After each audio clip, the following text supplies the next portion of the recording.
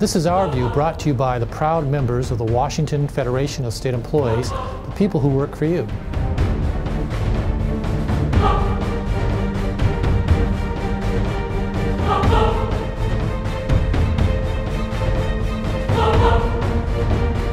Federation President Carol Dotlich says the next state budget before the legislature and the governor is posed to do great harm to those who can least afford it, while special interests continue to enjoy tax exemptions and state services.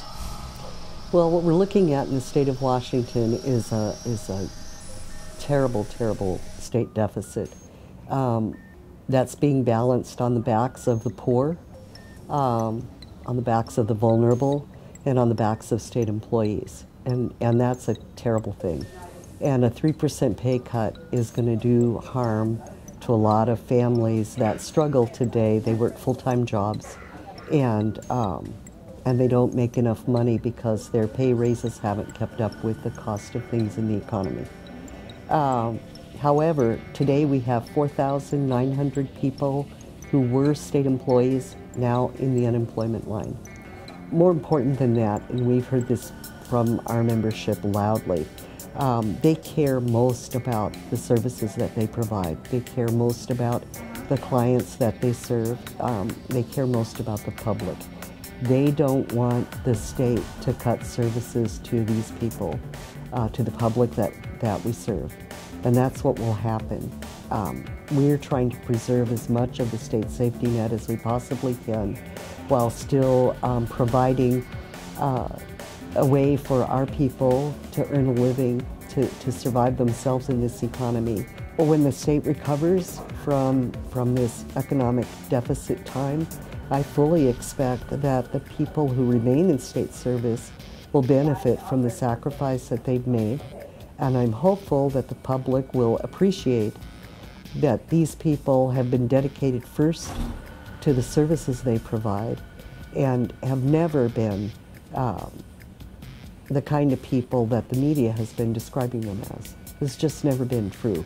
People who want to earn a good wage, they don't come into state service. They come here maybe to get training, and then they leave and they get much better paying jobs in the private sector. So people at state are really committed to the work that they do for the public, and my hope is that the public will stop listening to the media hype and start looking at reality and understand that state employees remain state employees for a reason, and that reason is service to the public, and they do a really good job of it under very difficult circumstances. I'm very, very proud to represent the state workers of Washington State, the Washington Federation of State Employees. Taking action to keep staffing at a safe level, the institution correctional officers, represented by the Teamsters, took to the steps of the state capitol to demand safety for themselves and the community. The closing down of institutions, McNeil Island, prime example. You know, they shut down McNeil Island to save money. Well, then where are these offenders going? They're going to be spread around the state of Washington to other facilities. The number of inmates to officer ratio, grows. So we have less officers and more inmates. Well, then when the public starts seeing offenders that are being released on their, merits, and they haven't completed their time served, then they're possibly reoffending outside the walls. And they started with the community corrections officers. Now they're working into the unit corrections officers, and it's just not fair. With these cutbacks, if all of them go through the legislature and are approved, it also means less in the way of contact time, treatment time for offenders. So drug and alcohol programs are being cut, job training programs are being cut. Not all inmates are up for life. These people, there are the great majority of them that will return back to the communities. And if these offenders are not properly trained, if they're not properly rehabilitated, they're going to land in the public's lap, and then who pays for it? There is a downstream effect. It's not just the here and now, out of sight, out of mind, which the public has tended to take that viewpoint. put them in jail, lock them up, throw away the key. Well, not all of them are there for the stay, and they are going to come back to everyone's communities, and they had better be prepared for life back in the community so that they don't reoffend and they don't hurt somebody or kill somebody the next time they get out. Many of our elected leaders are making public employees the villains in this economic disaster. Public employees didn't cause bank failures, the crash of the housing market, and the outsourcing of jobs. That was done by the people who control the resources and the political policy. And we're telling this to the public who now pays the price. For more than a generation, America's working families have been under a constant assault from Wall Street and the extraordinarily wealthy. In the last 10 years, incomes for the top 1% have tripled, while working families scrape by, working harder and longer and taking home less pay and benefits. Yet when Wall Street tanked and 15 million Americans lost their jobs, the billionaires decided they had to blame someone else. Instead of accepting responsibility for their greed-fueled actions, Wall Street and the corporate giants blamed librarians, corrections officers, nurses, teachers, cops, firefighters, and all public service workers. And right-wing talking heads have been only too happy to join the attack.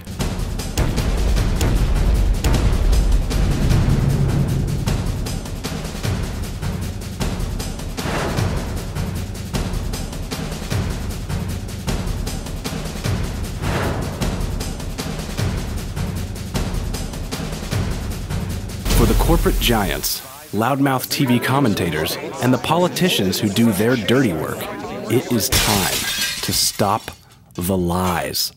Regarding the news media and the way they're portraying us, it's sad. I think it's kind of shameful in a lot of ways.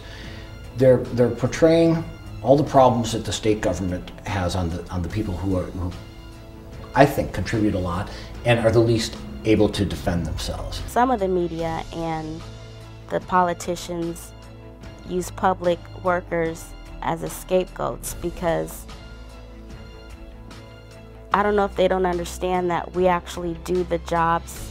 We actually work face to face with people, and we're not making a whole bunch of money for what we do.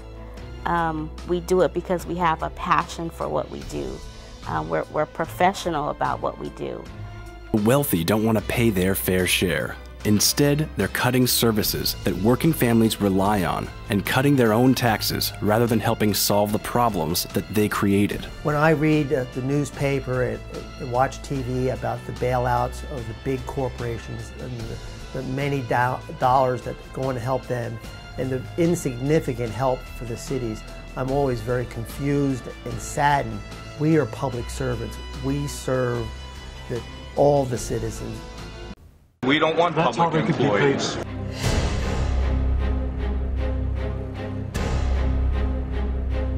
Attacking public employees won't create jobs, nor will it solve the problems facing states trying to save vital public services. Stop the lies. The economic meltdown is worldwide, according to an economist at the AFLCIO. At a meeting in Paris, Ron Blackwell outlined the problem as well as some solutions.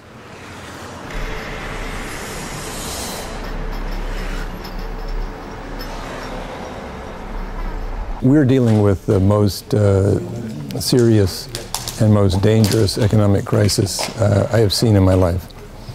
At the same time, we have the greatest opportunity I have ever seen to change the course of economic policies of the governments so that we don't have a crisis like this again, and so that we can produce an economy that is not only stronger, more balanced, but is also in which the prosperity that results from it is more broadly shared, especially with working people. Now, this was a crisis that began in the United States with a bursting housing bubble that triggered a financial crisis that in turn generated a recession that spread very rapidly across the globe. And at present, there are 220 million people unemployed in the world.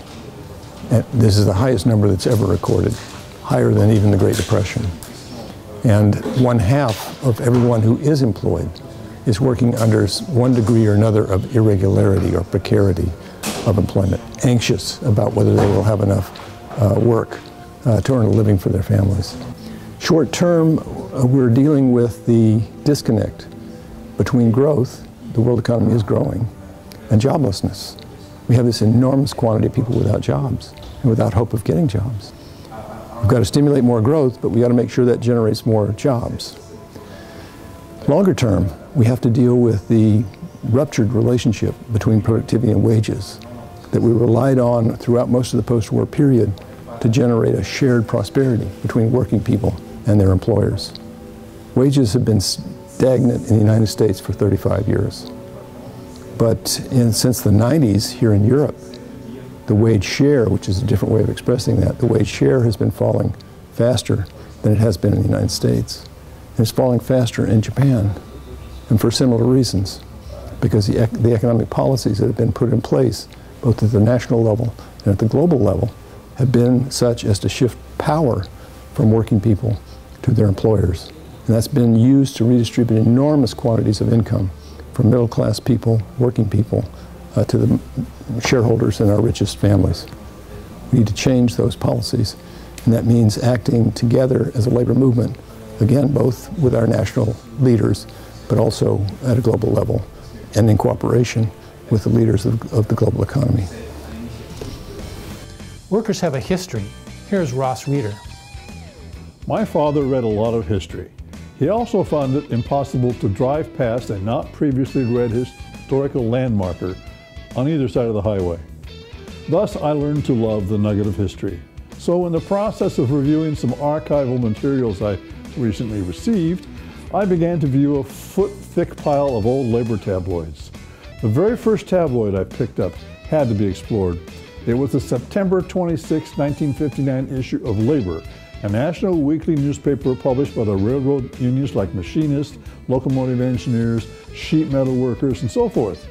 First, a short article quoting Congressman Ken Heckler, Democrat of West Virginia. I knew his name from my reading of biographies of John L. Lewis and other miners' histories. This is what Congressman Heckler, the miner's friend, said. If a banker embezzles $1 million, this is inside page news and does not stir the editor to raise a hue or cry against all bankers. But uncover a cheap crook in a labor union and it's front page news, and soon the editor is whipping up hysteria against the whole labor movement. For those of us who live in a town with a newspaper published by the McClatchy chain, it would be a shock to see words like the following coming from C.K. McClatchy, the founder of the chain that began with the Sacramento Bee. Quote, admit everything that has been charged against it, yet the offenses of trade unionism are not 100th part as rank as those of organized capital against common rights. Offenses which would still be continued in shame and infamy if it were not for trade unions. Offenses which smell to high heaven today in places where no trade unionism flourishes. Not alone the United States, but civilization, mankind, and womanhood owe a deep debt of gratitude to labor unions. Those century-old words are from McClatchy are unfortunately closer to the truth about unions than McClatchy editors today would think of publishing. This has been Our View, a monthly program from the Washington Federation of State Employees. We remind you, when you accept a paycheck for your hard work, you don't give up your rights. Hang on for the bumpy ride ahead, and thank you for watching.